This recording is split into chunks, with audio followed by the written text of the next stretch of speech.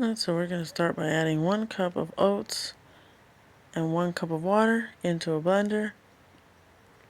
Then we're going to add some sweet potato. I am using Camote sweet potato. I'm going to be using about a cup.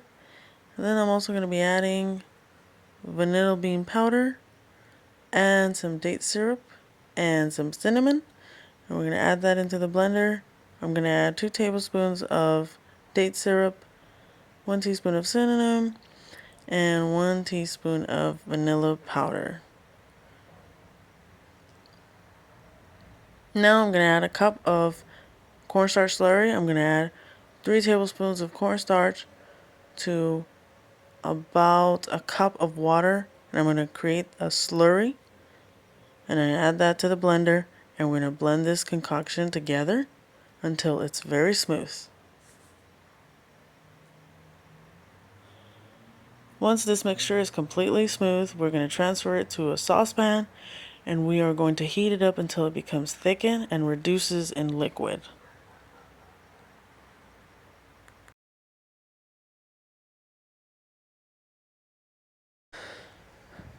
I'm going to add some date syrup at the bottom of my pans before I add my flan. And I'm using date syrup here. You could also use molasses, but I think date syrup is the best. Or maple syrup if you can. Whichever one you can find. And you put that all over the pan. Then you add your flan mixture into the pans. And you seal it up with a plastic wrap and you allow it to set for a few hours or overnight. This is how it looks when it's done. It's a little cracked, but the texture is really lovely. It's very velvety and smooth. Now we're going to do the chocolate cake, and I am going to make a quick buttermilk. This is half a cup of soy milk, and I'm just adding a little bit of lemon juice to make a buttermilk, and I'm going to add some vanilla extract and allow that to sit while I get my flour ready. I'm going to add a half a cup of whole wheat flour, 2 tablespoons of cornmeal. I'm going to add a half a teaspoon of baking powder.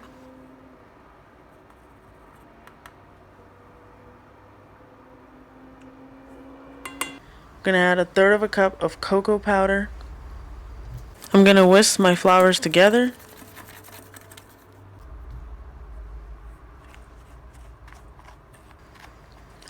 I'm going to make a wilt. After I sift this together, I'm going to add my milk and 3 tablespoons of date syrup. I'm going to whisk my batter together and combine. Then I'm going to add a half a cup of chocolate chips. These are unsweetened, vegan-friendly chocolate chips. I'm going to mix that batter together and combine.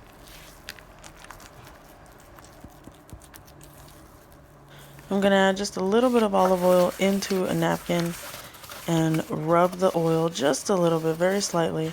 I'm going to add my batter in and cook it at 350 degrees for about 10 minutes. And this is how it's going to look. I'm going to allow it to cool down, trim it just a little bit, removing the top part off so I can attach it to my flan. So I removed the top off. Now I'm going to add a little bit of date syrup because I do like this treat to be nice and sweet. I'm going to add my flan to the cakes and combine them together.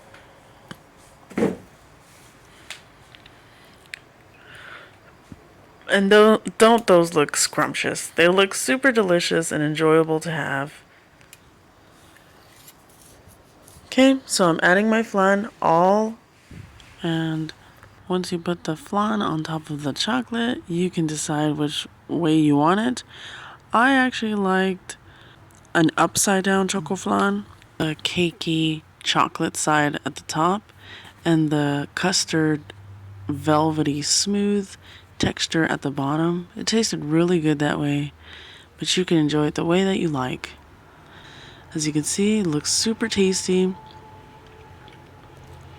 super velvety and cakey and delicious. Amazing recipe, guys. And the amazing part of this recipe is that it has no refined sugars, no added oils. I use healthy ingredients like whole wheat flour, so it's a nice healthy treat. It's sweet and delicious and satisfying. As you can see, it looks extremely realistic. It looks just like the flan you had at one point, but this one's a lot healthier. And you can side it with your vegan Mexican gelatina. Don't forget to check out that video, and I'll see you in the next one, guys. Thank you for watching, and bye-bye.